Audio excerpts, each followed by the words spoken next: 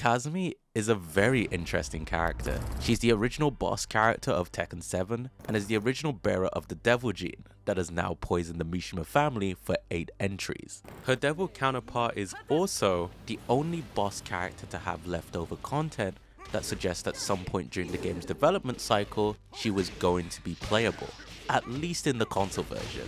Let me explain.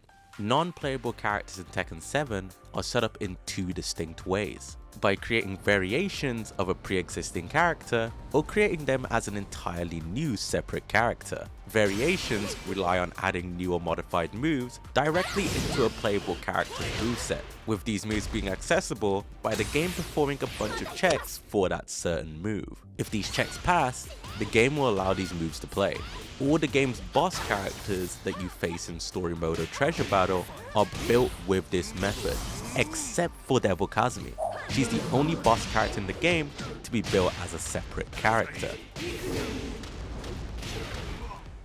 Now, this could have been done for a handful of different reasons. They may have initially planned that all of the game's boss characters were going to be designed like this when the game was still in the arcades. But regardless, because she's considered a separate character, she gets additional benefits under the hood. She can have her stats tracked, a rank, and most importantly, her own character ID. If you ever wondered why in the early days of Tekken 7 ranked, hackers were jumping into ranked matches as Devil Kazumi, but they couldn't do it with the other boss characters, her character ID was the reason why. This obviously ended up getting patched in later version updates.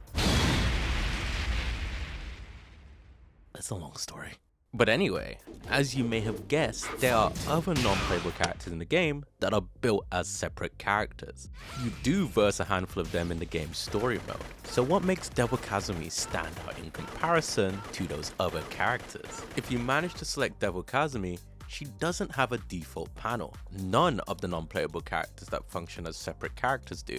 But even though she doesn't have a default panel, she has 4 unused panels. You might have actually seen these panels already. The art for these panels are available in the game's gallery, but the actual texture files that would be used in the game's versus screen remain unused. If they were to be used, they would look something like this.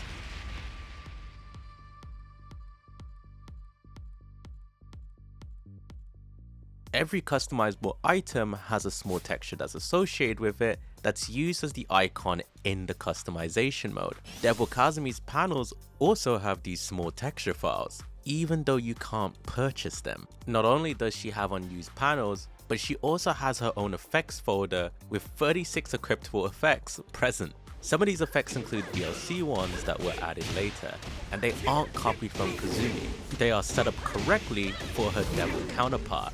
Now, these folders could be automated internally by some sort of system that they have for distributing these effects for multiple characters. But it's worth pointing out that none of the other non-playable characters have an effects folder.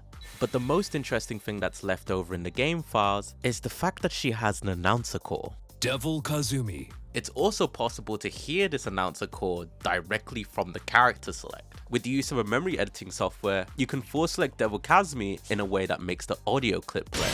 Devil Kazumi. All of these things suggest to me that she was supposed to be a playable character.